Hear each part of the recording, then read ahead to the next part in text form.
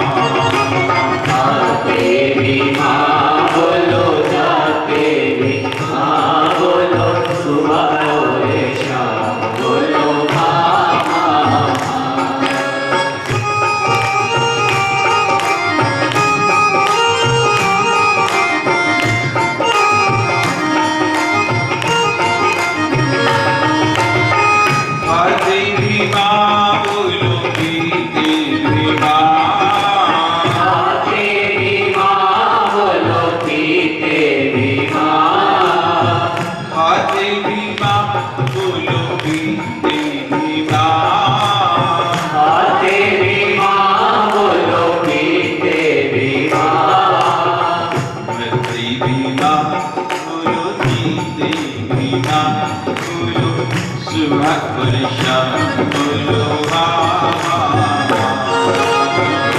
देवी माँ बोलो जाते देवी माँ बोलो सुबह और शाम बोलो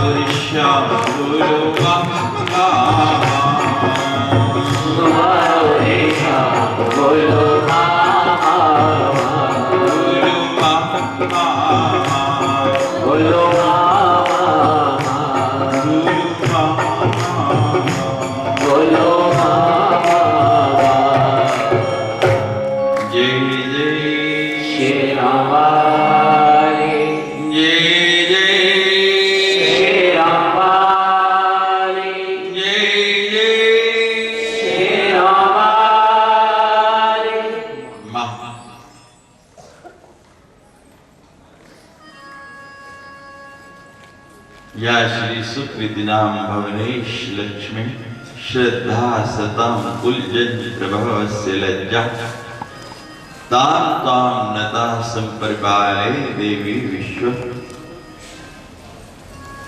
आज 9 दिन हो गए माँ की आराधना करते हुए। इन 9 दिनों में मन जो है माँ के चरणों में निरत हो गया, माँ के चरणों में लग गया।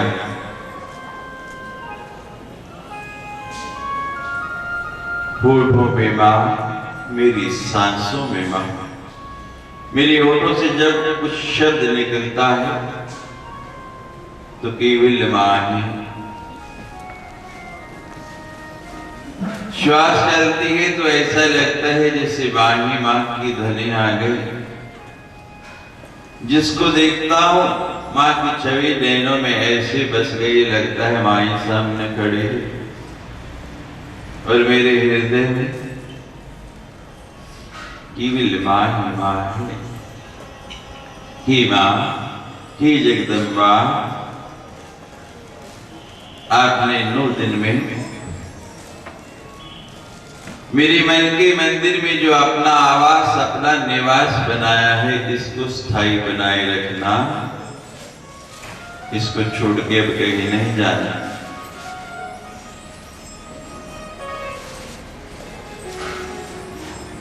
बड़ी सुंदर शुंभ और निशुंभ की कथा आई श्रीमद्देवी भागवत के अंदर। सब शती में भी आप पढ़ते हैं, शुंभ और निशुंभ नाम के 2 दैत्य थे, बड़े बलवान, सब वस्तुओं पर अधिकार कर लिया, देवलोक में इंद्र पद हथिया लिया, सब देवताओं को परास्त कर दिया,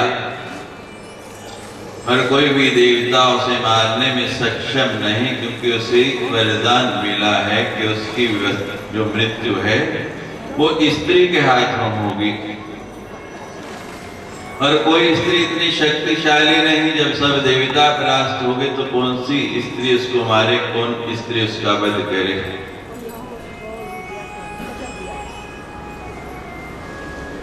सब देवता कहने लगे कि अब पहला अम्बा मां जगदम्बा की शरण चलते हैं, क्योंकि सबसे शक्तिशाली तो वही है, वही उसका वध करेगी, वही उसको मारेगी, दूसरे किसी के बस की बात नहीं है।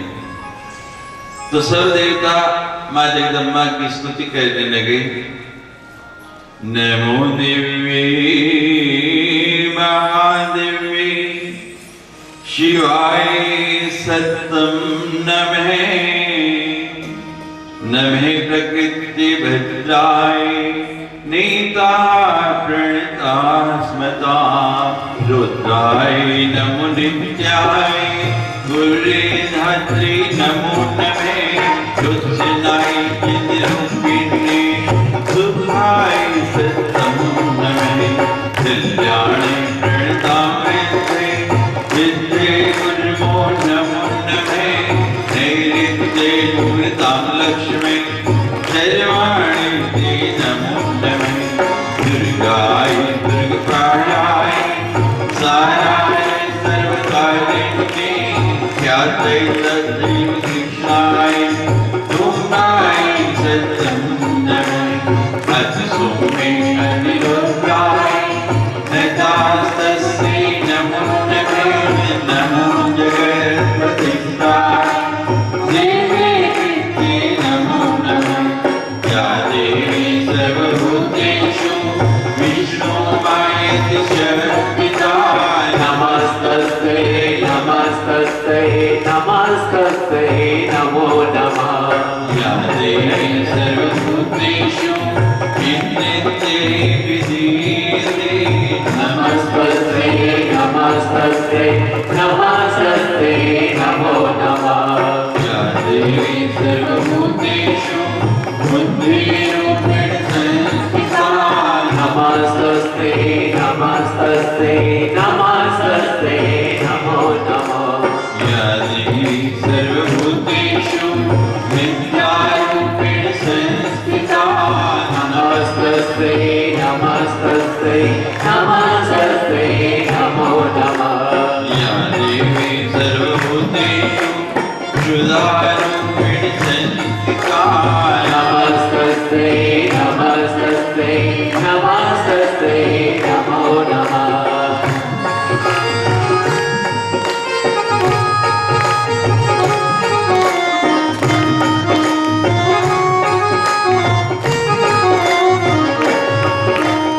या देवी सर्वभूतेषु छायारूपेण संस्थिता, नमस्तस्ते नमस्तस्ते नमस्तस्ते नमो नमः, या देवी सर्वभूतेषु शक्तिरूपेण संस्थिता, नमस्तस्ते नमस्तस्ते नमस्तस्ते नमो नमः, या देवी सर्वभूतेषु कृष्णारूपेण संस्थिता, नमस्तस्ते नमस्तस्ते नमस्तस्ते नमो नमः, या देवी सर्वभूतेषु शान्तिरूपेण संस्थिता, नमस्तस्ते नमस्तस्ते नमस्तस्ते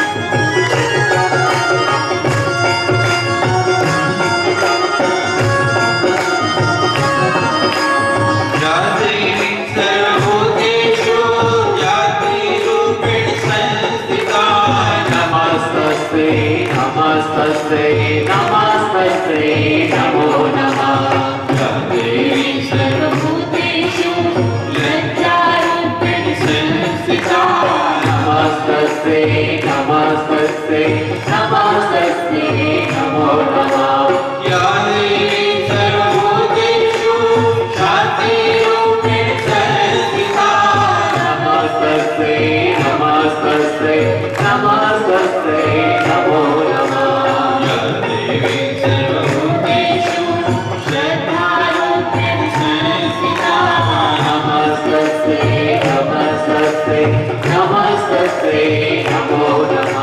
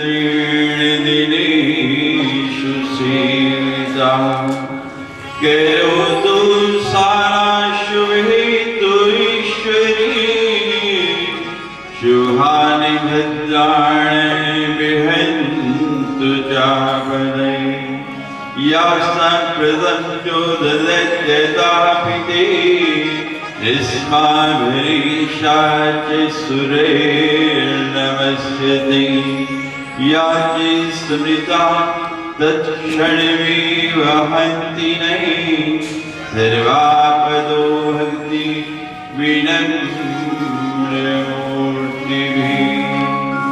जय जय श्री राम जय जय श्री राम जय जय श्री राम अभी 183 बार हुआ है। जय जय श्री राम वाली डबल सेंचुरी भी नहीं हुई। हमने कहा था ट्रिपल सेंचुरी बनाने, डबल ही बड़ी मुश्किल से होगी। कितने बाकी हैं? डबल सेंचुरी में कितने बाकी रहे? 17। तो देवताओं ने स्तुति की, मां जगदम्बा प्रसन्न हुई, सिंह पे सवार होकर सामने आके दर्शन दिया। इसलिए मेरी स्तुति की क्यों याद किया बताया? मां शुंभ निशुंभ नाम के दैत्य हैं, उन्होंने बहुत दुखी कर रखा है, स्वर्ग पर अधिकार कर लिया, सब देवताओं को परास्त कर दिया, आप हमारी उनसे रक्षा कीजिए। माँ कहती है चिंता की कोई बात नहीं, तुमने मेरा स्मरण किया, मैं आ गई हूँ और अब तुम चिंता मुक्त हो जाओ, मैं तुम्हारी रक्षा करूंगी। माँ का बड़ा सुंदर स्वरूप सिंह पर सवार होके माँ उस दैत्य को देखने के लिए जब निकली तो उस दैत्य के दूतों ने जब उस सुंदर स्त्री को देखा तो जाके अपने स्वामी शुंभ से कहने लगे कि महाराज आपके पास हर वस्तु है संसार में, इस समय आप सबसे शक्तिशाली हैं, लेकिन आज हमने एक अद्भुत दृश्य देखा, एक अपूर्व सुंदरी जिसकी सुंदरता की कोई सीमा ही नहीं है। उपमा कहते हैं कि मां का जो सुंदर है उसकी उपमा किससे दें? रूपम च शत्रु भयकारी, जिसका रूप इतना मनमोहना है कि दिखते ही शत्रु परास्त हो जाते हैं। तो वो दूत बता रहे हैं कि महाराज ऐसी सुंदरी स्त्री तो आपकी राजमहल की शोभा होनी चाहिए।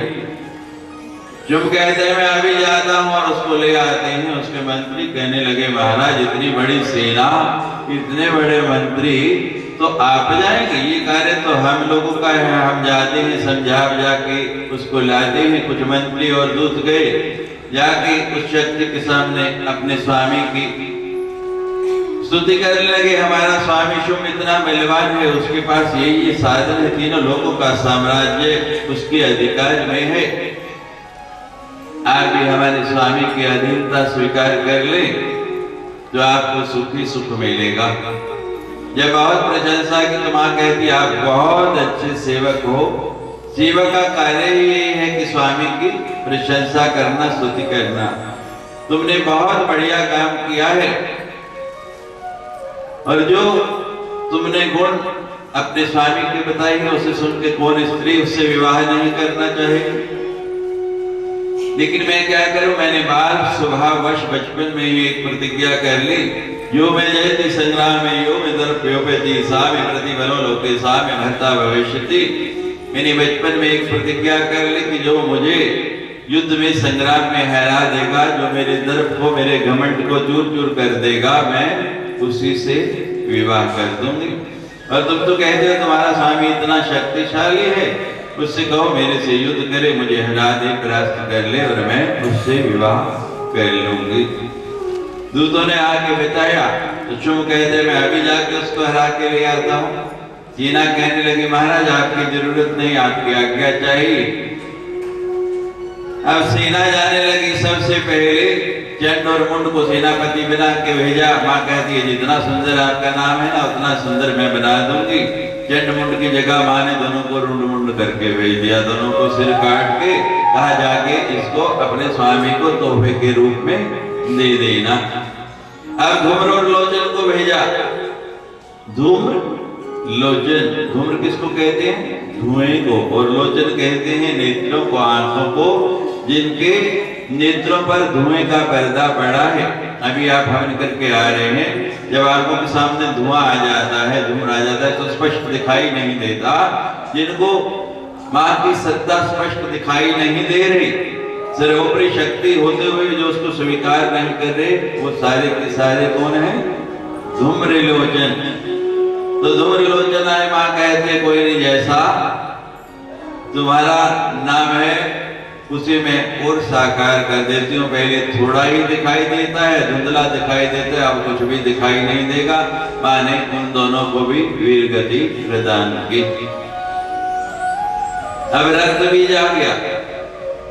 किसका भाई है रक्त बीज? मेरा या आपका? किसका भाई? बोलो। महिषासुर का। महिषासुर का भाई है। रंभ से दो दैत्य उत्पन्न हुए थे, एक महिषासुर और एक रक्तबीज। रक्तबीज लड़ने के लिए आता है। माँ जहां जहां उसके शरीर पर प्रहार करती है, उससे जो रक्त की बूंदें भूमि पर गिरती हैं, उससे एक नया रक्तबीज पैदा हो जाता है। एक को मारती है, अनेक और पैदा हो जाते हैं। माँ कहती है तो बड़ा कठिन काम हो गया, क्या करे? माँ ने अपनी शक्तियों का स्मरण किया, अपनी सारी शक्तियां मिला ली और जहां जहां उसके शरीर पर घाव कर दी, माँ ने कहा कि वहां वहां अपना मुख लगाते जाओ, इसकी कोई बूंद भी रक्त की भूमि पर नहीं गिरने देनी है, नहीं तो उतने ही रक्त बीज और पैदा हो जाएंगे। ये रक्त बीज कौन है? ये हमारी तृष्णा है, इच्छा है। एक पूरी करते हैं 100 और पैर जाते हैं। जितनी इच्छा को हम पूर्ण करते हैं उतनी और बढ़ती जाती है। हमारे यहाँ लिखा है शास्त्र में, तृष्णा न जीरयन्ति विमेव जीर्णा। तृष्णा जो है वो कभी बूढ़ी नहीं होती, उसको पूरा करते करते हम बूढ़े हो जाते हैं। तुम्हारे अपने दुतियों को लगा दिया, वो उसका रक्त पीती जाती है, भूमि पर गिरने नहीं देती। क्षीण रक्तो भविष्यति, उसका सारा खून समाप्त हो गया और वो दैत्य भी निर्जीव होके मर गया, भूमि पर गिर गया। अब निशुंभ आता है। निशुंभ को भी मां वही गति देती है जो बाकियों को देती। अब महाबली दैत्य है शुंभ, जो रण क्षेत्र में आता है युद्ध के लिए, और जब देखता है मां अपनी शक्तियों के साथ, तो कहने लगा मैं अकेला और आप इतने शक्तियों के साथ, ये तो कोई युद्ध का नियम है। मां कहती है जो पहले भेजे थे वो कौन थे? तब तो अकेलापन याद नहीं आया। मां ने अपनी शक्तियों का अपने भीतर ही स्मरण कर लिया और कहने लगी तेरे लिए तो मैं अकेली काफी हूं। बड़ा भयंकर होगा तो होता है शुंभ के साथ, कभी आकाश में, कभी पतल में, कभी कोई रूप बनाता है, कभी कोई रूप बनाता है। आखिर में वही होता है जो सदा होता है, सत्य की विजय होती है। मां भगवती ने अपना त्रिशूल लेके उसकी छाती में गाड़ा, शुंभ को मार डाला। यज्ञों की अग्नि पूरे प्रवासित हो गई, शीतल मंद सुगंध हवा बहने लगी। जजुष्ट आग्ने शांता शांता दिग्जनित स्वना। चारों तरफ मां भगवती की बड़ी स्तुति की देवताओं ने, हे मां आपने हमारी रक्षा की, और क्या चाहिए? देवता कहने लगे मां जब जब हम आपको पुकारे तब तब आके आप हमें दर्शन दें। और जब जब देवताओं ने याद किया तब तब मां के आके कई अवतार लिए। मां का दुर्गा अवतार हुआ, जब दुर्गम राक्षस को मारा तो मां ने दुर्गा नाम धारण किया। एक अरुण नाम का दैत्य था, किसी प्रकार भी मरता नहीं था। उसको वरदान था कि ना 2 पैर वालों से मरे, ना 4 पैर वालों से मरे। मां ने उसको मारने के लिए भ्रामरी का रूप बनाया। भ्रमर के 6 पांव होते हैं। जब आप इस कक्ष में प्रवेश करते हैं तो द्वार के ऊपर ही भ्रमरी की मूर्ति बनी हुई है। मां का भ्रामरी अवतार हुआ है। अनेक असंख्यों भ्रमरों का रूप बना के मां उसके शरीर पर उन भ्रमरों की तरह चिपट गई और पूरा का पूरा रक्त उसके उस दैत्य को मार दिया। बोलो भ्रामरी मैया की। एक बार धरती पर बहुत बड़ा आकाश पड़ा, कहीं वर्षा नहीं हुई, चारों तरफ सूखा बड़ा हाहाकार मच गया। सब देवता पुकारने लगे मां मां। मां जगदम्बा ने प्रसन्न होके अपने भक्तों से द्रवित होके अपने नेत्रों के 3 नेत्रों की जगह 100 नेत्र बना लिए और 100 नेत्रों से अश्रुपात करने लगी, जल बरसने लगा। मां का नाम पड़ गया शताक्षी। बोलो शताक्षी मैया की। अब बहुत समय से कोई वनस्पति नहीं हुई थी, लोगों को क्षुधा पीड़ित कर रही है, लोगों के खाने के लिए कुछ नहीं, जल्दी जल्दी क्या हो। तो माँ ने सबसे पहले शाक का रूप बनाया, साग के रूप में माँ अवतरित हुई। सहारनपुर में यूपी के पास माँ शाकंभरी का बड़ा पावन तीर्थ स्थल है, माँ का नाम पड़ गया शाकंभरी। बोलो शाकंभरी मैया की जय। जब ऋषि लोग तप करते थे, उनको राक्षस तक करते थे, ऋषियों ने माँ की स्तुति की और माँ ने उनकी रक्षा के लिए जो अवतार लिया। माँ का बड़ा ही सुंदर नाम भीमा काली पड़ा। हिमाचल प्रदेश में शिमला से 200 किलोमीटर होगा एक बड़ी सुंदर जगह है सराहन, वहां मां भगवती ने अवतार लिया। स्वर्ण की बड़ी सुंदर मूर्ति है, कन्या रूप में मां की, लकड़ी का मंदिर बना हुआ है। कभी समय मिले तो दर्शन करना, बड़ा ही सुंदर स्थान है। मां भीमा काली के रूप में अवतरित हुई। बोलो भीमा काली मैया की जय। नंद गोप गृह जाता यशोदा संभवा। आपने कथा में सुना कि कैसी 8वीं बालिका थी और जब कंस उसको पटकने लगा तो विंध्याचल पर्वत में जाके वो देवी बस गई और नाम पड़ा विंध्यवासिनी। बोलो विंध्यवासिनी मैया की जय। तुम्हारे भक्तों को कहा कि जब जब आप मेरी याद करोगे तब तब मैं अवतार लूंगी। शरद काले महापूजा करीते या चवार्षिक। माँ कहती है कि साल में 4 नवरात्रि करो तो बहुत अच्छा है, 4 नवरात्रि नहीं कर सको तो 2 करो और 2 भी नहीं कर सको तो शरद काले महापूजा जो सर्दियों में अश्विन की नवरात्रि आती है उसमें मेरी पूजा जरूर करो। जो मेरी पूजा करता है उसे कोई दुख, कोई कष्ट, कोई विपत्ति आती नहीं है। अष्टम्याम चतुर्दश्याम नवम्याम ने एक चेसा, जहां जहां जो आपकी कुल रीति है, जैसी जैसी प्रथा है, माँ कहती है कई लोग अष्टमी को व्रत का पालन करते हैं, कई लोग नवमी को करते हैं और कई स्थानों पर चतुर्दशी 14 को करते हैं। तो जो भी आपकी कुल की परंपरा है, अष्टमी, नवमी या चतुर्दशी, जो भी व्रत करके उन दिनों में पारण करता है, मैं समान फल देती हूँ, उसको वैसा ही फल देती हूँ। देवता प्रसन्न होकर अपने धाम लौट गए और माँ जगदम्बा अपने धाम चली गई। बोलो सच्चे दरबार की जय। जय जय शेरावाली जय जय शेरावाली जय जय। शेरावाली। वाह, 86 प्रकार के नरकों का वर्णन आया है। गंगा मैया की कथा आई है, तुलसी की कथा आई है, सावित्री की कथा आई है, मनसा देवी की कथा आई है, स्वाहा और स्वधा अग्निदेव की जो पत्नियां हैं उनकी कथा आई है। अब बहुत सी कथाएं हैं जो समय अभाव के कारण छूट गई हैं। हरिश्चंद्र की बड़ी ही सुंदर कथा आई है कि कैसे विश्वामित्र के जाल में फंस के उन्हें अपना राज्य खोना पड़ा, कैसे चंडाल के यहाँ बिकना पड़ा, लेकिन तब भी धर्म का साथ नहीं छोड़ा और सदैव अपनी पूरी प्रजा को लेके हरिश्चंद्र स्वर्ग गए।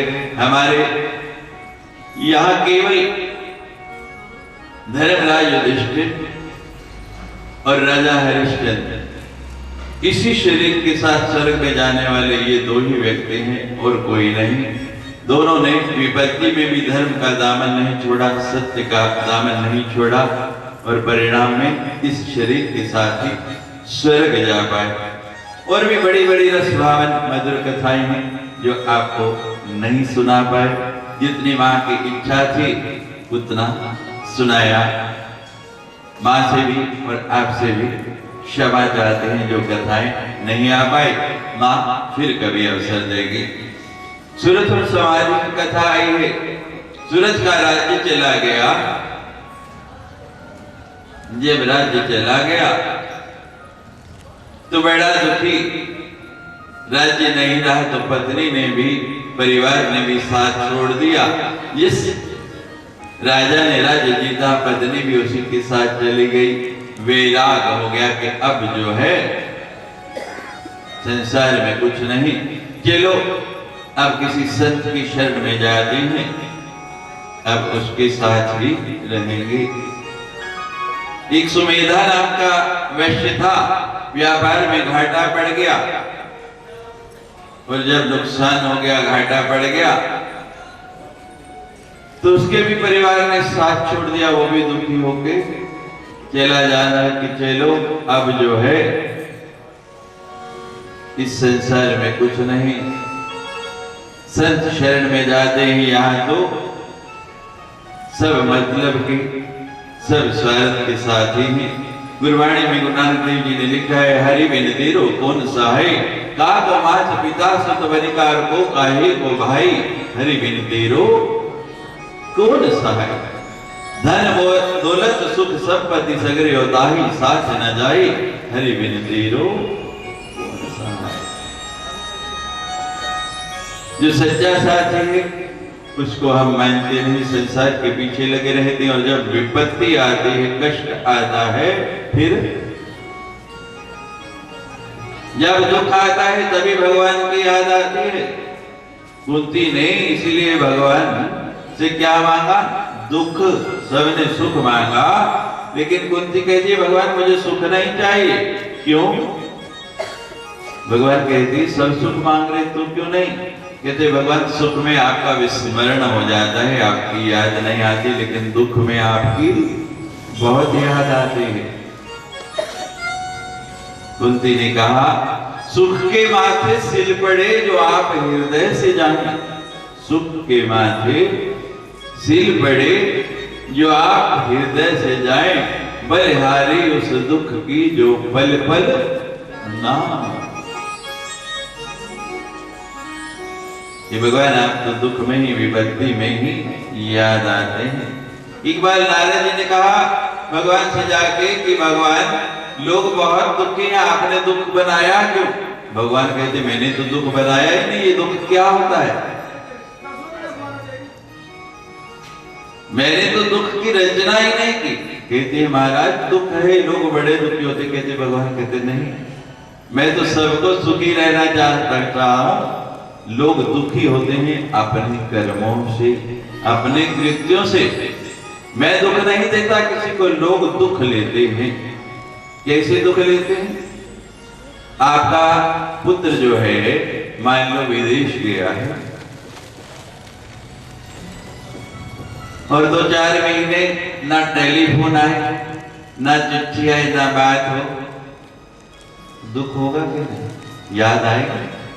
बोलो, आती है? आंधी सच्चियों से। तो भगवान भी कहते हैं ईश्वर अंश जीव अविनाशी, ये जितना संसार है मेरा अंश है। और जब ये यहाँ आके मुझे भूल जाते हैं, गर्भ में कहते हैं कि एक बार इस नरक से निकालो, हम तेरा भजन करेंगे, और बाहर आते ही भूल जाते हैं।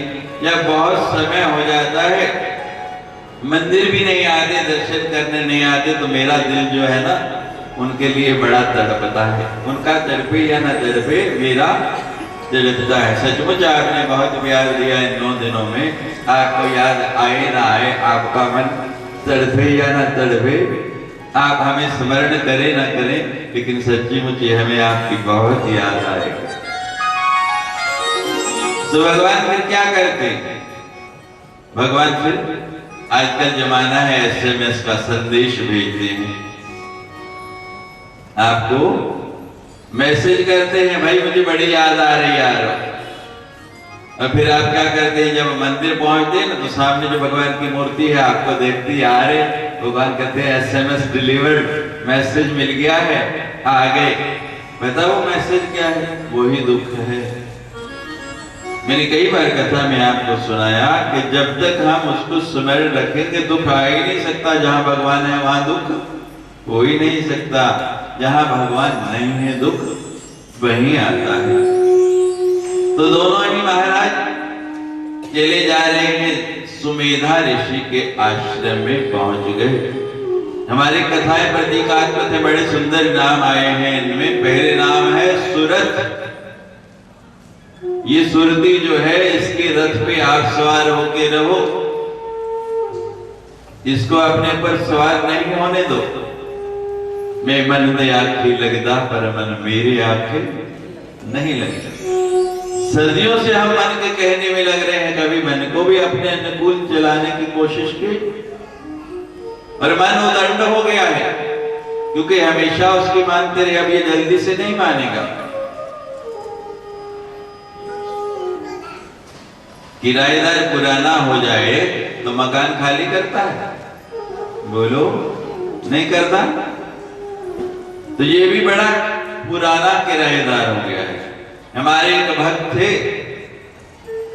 वो कहने लगे महाराज बहुत परेशान हूं, क्या हो गया? कहते महाराज जी 2 स्टोरी का फ्लैट था, नीचे वाला बहुत पुराना दिया, वो खाली नहीं करता और ऊपर वाले में आप रहते हैं, परेशान हो गए।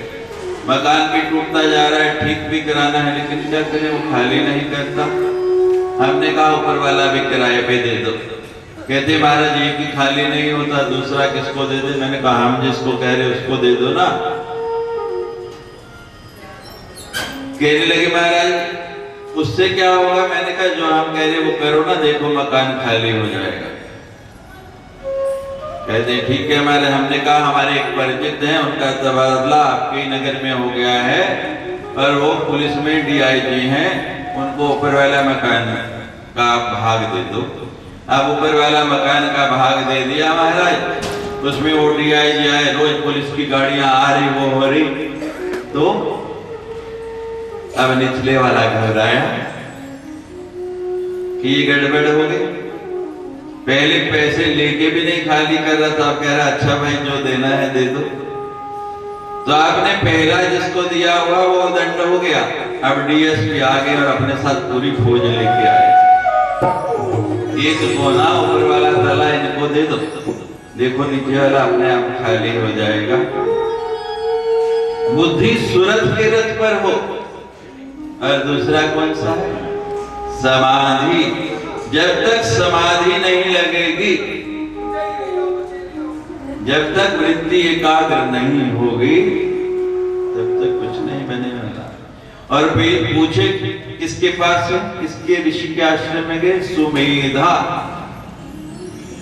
जो आपकी मेधा को, बुद्धि को जागृत कर दे, वो हमने कर दिया। 9 दिन में हमारा काम अब पूर्ण हो गया, आगे आपका काम है। सुमेधा ऋषि के आश्रम में गए, दोनों ने प्रणाम किया महाराज अब संसार में मन नहीं लगता, संसार से विरक्ति हो गई, आपकी शरण आए हैं, कृपा कीजिए। सुमेधा ऋषि ने दोनों को मां भगवती का पावन निवारण मंत्र दे दिया। ओम ऐं ह्रीं क्लीं चामुंडाय विद्ये। और कहा इसको जपते रहो, मां भगवती प्रसन्न हो जाएगी। साधना करते रहो और जब भगवती प्रसन्न हो जाएगी फिर कोई कमी रहेगी नहीं। अब महाराज दोनों ने उस मंत्र को जपना शुरू कर दिया। नवरात्र व्रत करते और बड़े ही आनंद आने लगा। कहते जीवन का असली आनंद तो अब शुरू हुआ। अब तक तो हम कितनी चीजें लाते थे, कितना सामान लाते थे, कितना साधन करते थे, जिन परिवारों के लिए मरते खपते रहे, कोई भी अपना नहीं बना। और ऋषि को तो कुछ दिया नहीं, कितना सुंदर मंत्र दे दिया। आनंद आता है, शांति आती है। महाराज माँ की आराधना करते और प्रातः उठ के गुरुदेव की पूजा करते।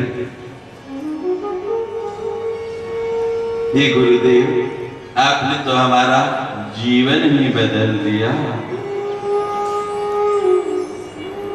मैं वारी वारी जा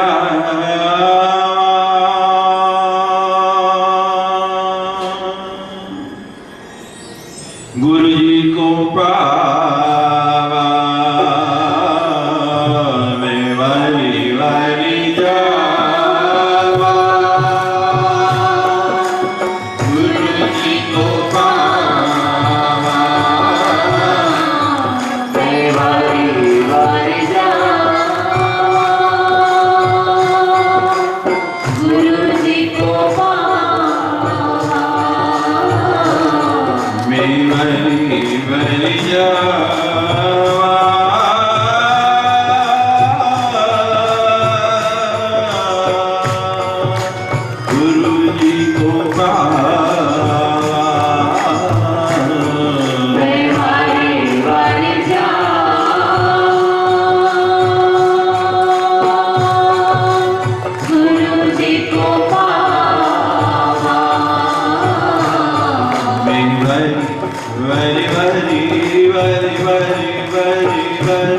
बरी बरी बरी बीमारी बरी जा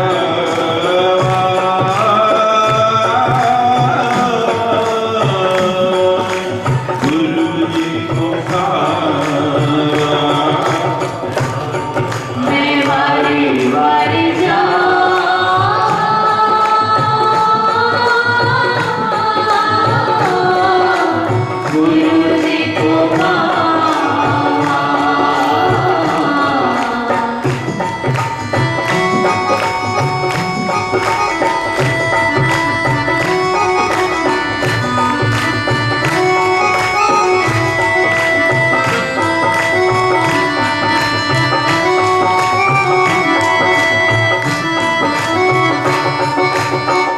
सब धरती कागज करूं लेखन अब बन जाए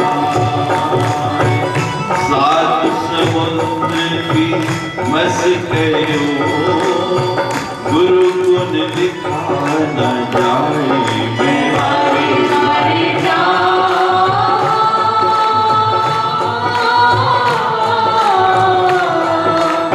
गुरु जी को बीमारी बरी जा बीमारी बरी जा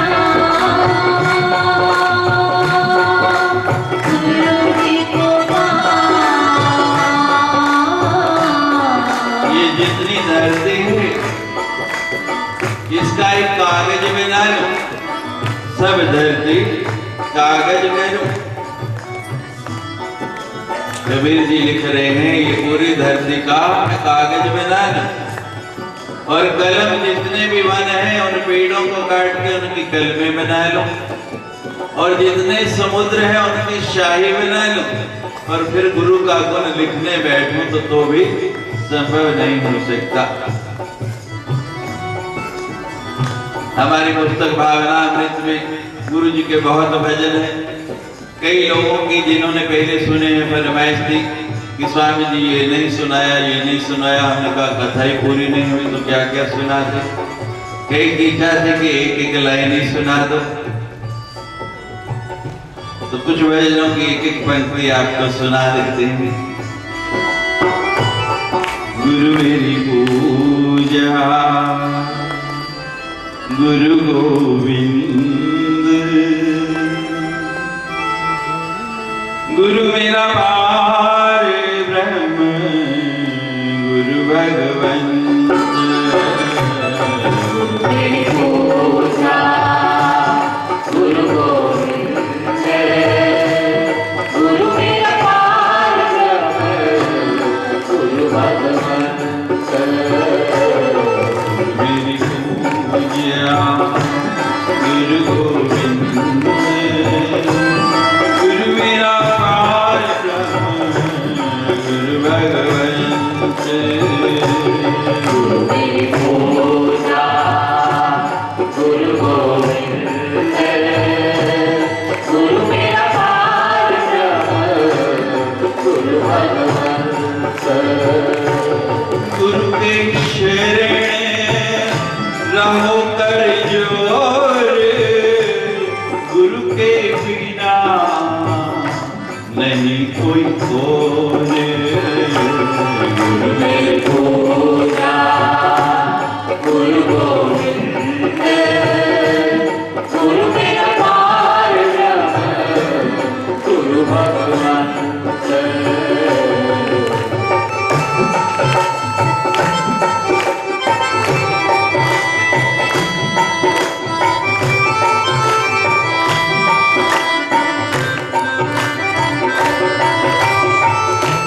नामे सोनी तेरा गुण पले नामे सोनी नामे सोनी नामे सोनी का गुण पले नामे सोनी का गुण पल्ले नामे सोनी का गुण पले नामे सोनी का गुण पल्ले नामे सोनी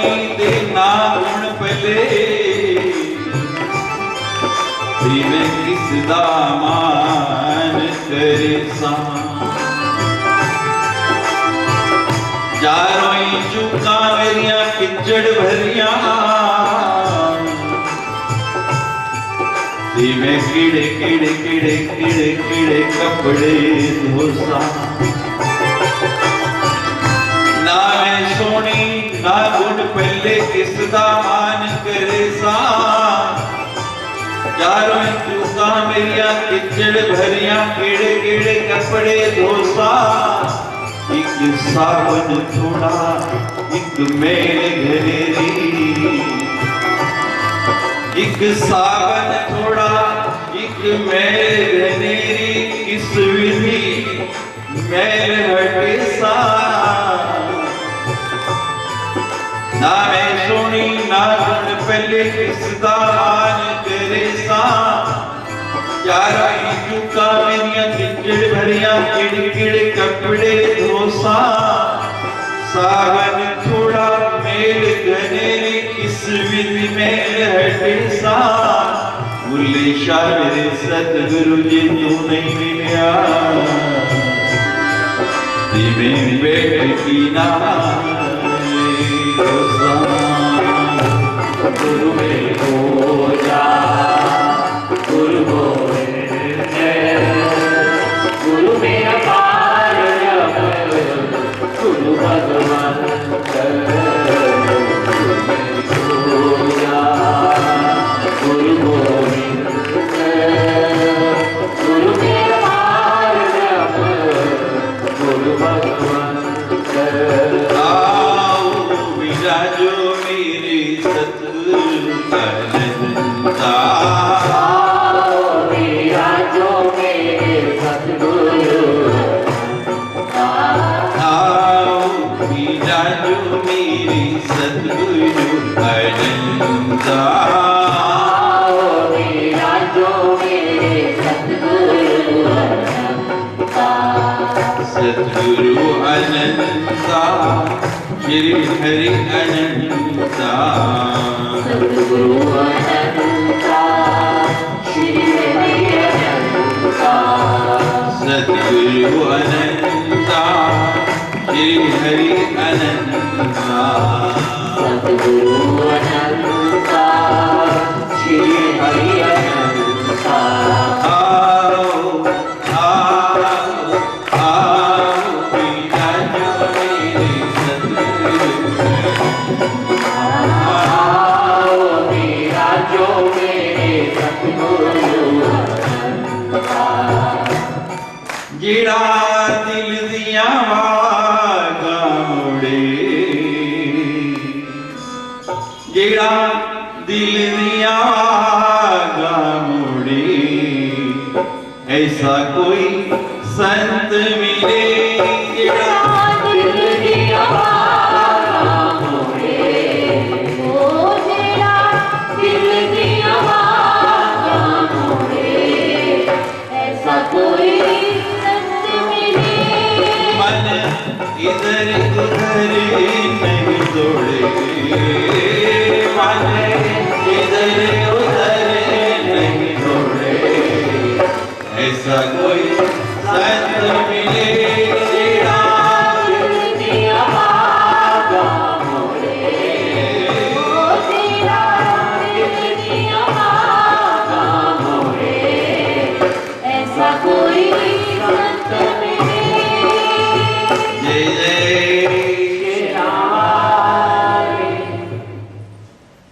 तो मन में वृत्ति ऐसी लगी आराधना करते करते 12 नवरात्रियां गुजर गई 3 साल गुजर गए पर मां का दर्शन नहीं हुआ। इस बार नवरात्रि आई, नवरात्रि में 9 दिन बड़ी श्रद्धा से पूजा की, लेकिन मां से ऐसा ही प्रेम हो गया जैसा इन 9 दिनों में आपको हो गया कि मैं हमें कही जाता सच्ची ऊंची पक्का जय बोल के दिखाओ, देखा जैसे मैं बुलवाता हूं वैसे बोल के दिखाओ। जय जय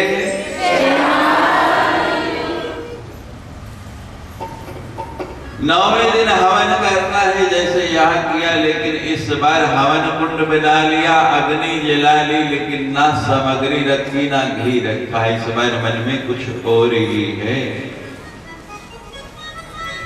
बैठ गए हवन करने के लिए दोनों, सूरत और समाधि महाराज। वो जो खड़ग रखी ना बलि के लिए, खड़ग उठाते हैं, अपने शरीर पर घाव करते हैं, अंतड़ियां निकालते हैं, और जैसे सामग्री को घी में भिगो के आहुति देते हैं, अंतड़ियों को अपने रक्त से ही प्रोक्षण करके आहुति डालने लगे कि हे माँ, अब ऐसा प्रेम हो गया है, ऐसा अनुराग हो गया कि यदि अब तू नहीं तो इस शरीर का, इस जीवन का क्या करना।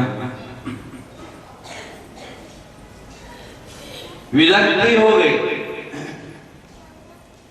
जब ऐसा भाव आया, एक आहुति दी, दूसरी दी, तीसरी दी, और जब चौथी आहुति देने लगे, मां जगदम्बा उस कुंड से निकल के साक्षात प्रकट हो गई। कहने लगी, तुमने मेरी आराधना की है, बोलो क्या चाहिए। दोनों के शरीर स्वस्थ के लिए सूरत कहने लगा, माँ आप सचमुच देंगी। कहने लगी, हाँ क्यों नहीं देंगे, बोल क्या चाहिए। कहने लगा, माँ मुझे मेरा खोया हुआ राज्य दे दो।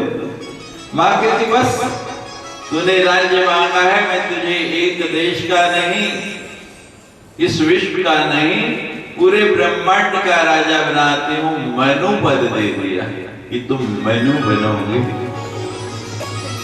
समाधि से पूछा, तुम्हें क्या चाहिए। बोले, तुम्हारी क्या इच्छा है।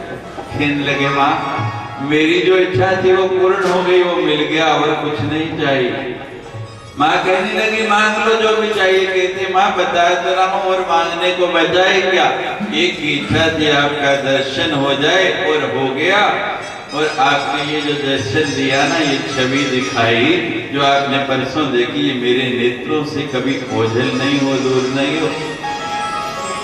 माँ कहती है, तेरा ऐसा भाव है तो तुझे सदा यही दर्शन होगा।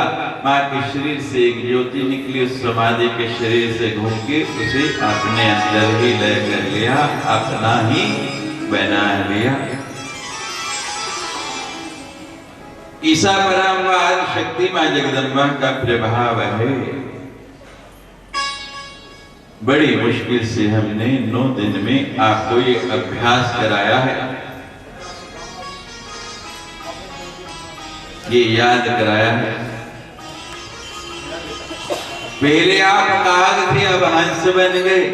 अब दोबारा से काग बनना नहीं, इस नाम को भूलना नहीं। पहले ये तन काग था, करता जीवन घात,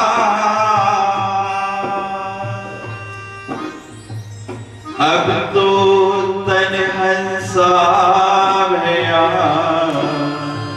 और मोती जुग जुग खा। मोती मिले तो गंदगी क्यों खानी। हमारे कटरा में कथा थी, फरवरी का महीना, सर्दी बहुत। एक दिन हमने कथा के बाद अपने साथियों के साथ बैठे तो पूछा,